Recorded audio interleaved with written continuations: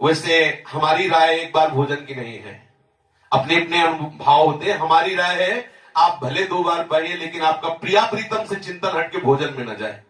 प्रिया प्रीतम आप एक बार पाते हैं, 14 रोटी दबा के पा लिए तो ठीक नहीं है। आप उसे 7-7 कर लीजिए, 6-6 कर लीजिए, 3-3 कर लीजिए, जितना आपसे बन जाए। भोजन का चिंतन नहीं होना चाहिए। भजन में भोजन विक्षेप ना बने, ना तो भूखे रहने में ना छके रहने में। ये साधक को खुद देखना है। और शरीर की बात है, बोले 2 ही रोटी पानी है और वहां 2 रोटी छुन्न से हो गई, पता ही नहीं चला कहां गई। अब हर चिंतन बन रहा कि कब 6 बजे 2 और मिले। भैया हमें ऐसी साधना में कोई भी लगाव नहीं है।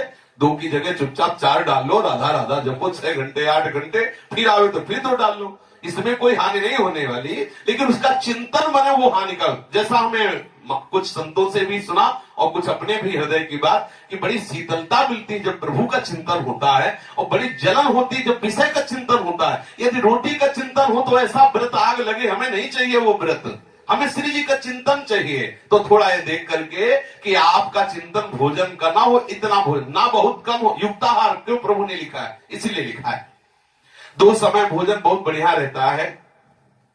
पहला भोजन 10 से लेकर 1 बजे के बीच में हो जाना चाहिए।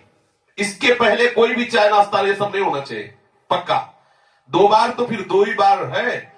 आपको जो भी पाना है वो सब लेके, हमने ऐसे संतों के दर्शन भी किए हैं कि जैसे कोई कुछ दे रहा है और उस आश्रम में है तो लेके रख लिया, लेकिन पाएंगे वो 1 बजे ही। बीच में नहीं कि जो मिला वो बर्बाद ऐसे थोड़ी थोड़ी देर में बंदर की तरह मुंह चलता रहे। साधकों का नियम नहीं है, उसे रख लीजिए। आप 2 ही बार पाए तो सिर्फ 2 ही बार पाए, 1 बार पाए तो सिर्फ 1 बार पाए। जो भी पाना है 1 बार पाए, जो भी पाना है 2 बार पाए, वो नियम आप रखें।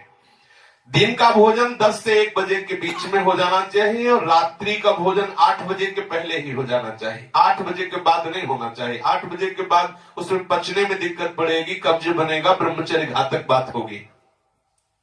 यदि आप 1 बार भोजन करते हैं तो सर्वोत्कृष्ट बात है, पर 2 बार भोजन करें तो आप देख लीजिए 10 से 1 बजे के बीच दिन में, और रात्रि में 8 बजे के पहले। और जब आप भोजन पालें तो 30 मिनट जरूर टहलें।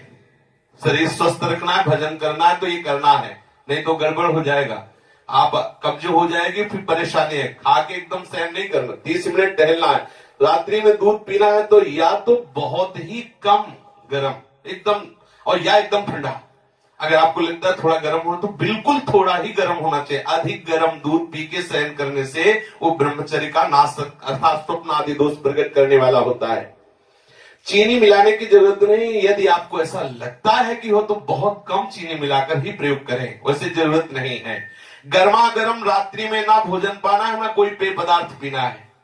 गर्मा गर्म ना तो भोजन पाना है और ना कोई पेय पदार्थ पीना है। अगर आप गर्मा गर्म कोई पदार्थ पी के शयन करते हैं तत्काल, तो निश्चित आपके ब्रह्मचर्य की हानि हो जाएगी, सावधान रहें।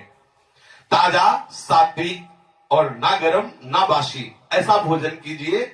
और रात्रि में हल्का गर्म या ठंडा दूध ले सकते हैं जो जरूरत हो।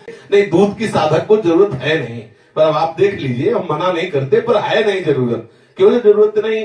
क्योंकि अपना कोई और कार्य है नहीं। भजन साधन और संयम नियम तो उतने में ही इतनी सामर्थ्य है कि दूध की जरूरत बिल्कुल नहीं, वस्तुता नहीं जरूरत है। पर यदि आपको जरूरत हो तो ले सकते हैं गाय का दूध आधा लीटर, वो भी रात्रि में शयन के पहले, जो इतना गर्म हो कि मतलब आपको लगे कि हाँ ठीक है। अगर अधिक गर्म हुआ तो आपके ब्रह्मचर्य में हानिकारक है।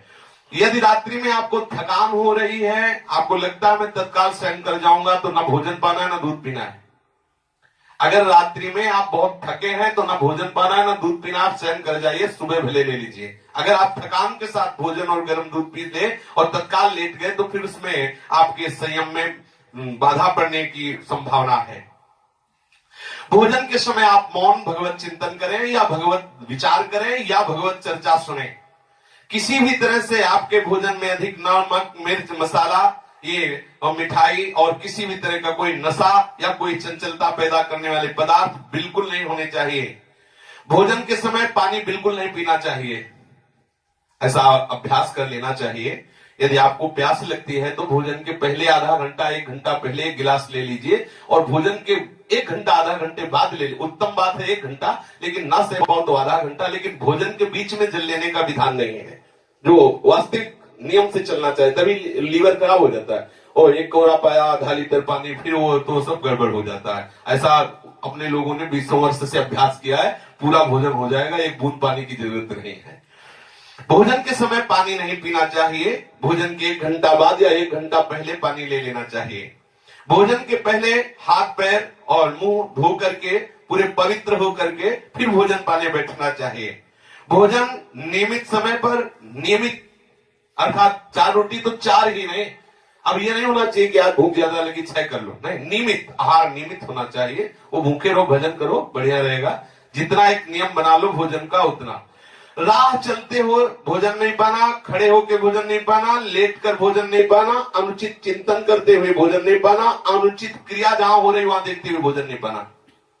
प्रातःकाल बिना कुल्ला किए जल पीने का अभ्यास बनाएं। बिना कुल्ला के आप शयन करके उठे, नाम जप किए और ऊषा पान उसे कहते हैं, वो आयुर्वेद के अंतर्गत है, वो आपके उदर में बड़ा लाभदायक रहेगा। वैसे तांबे के पात्र में जल रख ले रात्रि में, और इसके बाद सुबह उठे और बिना कुल्ला किए और वो पानी पिए तो आपके उदर में बहुत लाभदायक होगा और अपने साधन में सहयोगी होगा। जहां प्रसाद पा रहे हो वो पवित्र स्थान हो, अगर दृश्य हो तो भगवत छवियां लगी हो या संत महात्मा हो। भोजन के समय ऐसे दृश्य ना होना चाहिए जिनमें मन अटक कर और काम का संकल्प कर बैठे। आप मध्याह्न में भोजन के बाद 100 कदम चले, 15-20 मिनट लेटे, इसके बाद भजन में बैठ जाए। ये मध्याह्न। और शयन में 1 घंटा पहले ही आपका भोजन दुग्ध हो जाए, टहले भजन करें, फिर आप शयन करें। मध्याह्न में 15 मिनट विश्राम के लिए आज्ञा होती है। 15-20 मिनट आप अपने महापुरुषों को देखा है कि ऐसा करते हैं, 15-20 मिनट लेट लिए, फिर अपने साधन भजन में लग गए। यदि रात्रि में नींद पूरी नहीं होती है, आप 2 घंटे 3 घंटे तो 1 घंटे विश्राम कर लीजिए। यदि रात्रि में आपका पर्याप्त विश्राम हो जाता है तो 15-20 मिनट मध्याह्न में कर लीजिए। आपका जल स्वच्छ होना चाहिए। आप जब स्नान करें तो गीजर के पानी से न करें।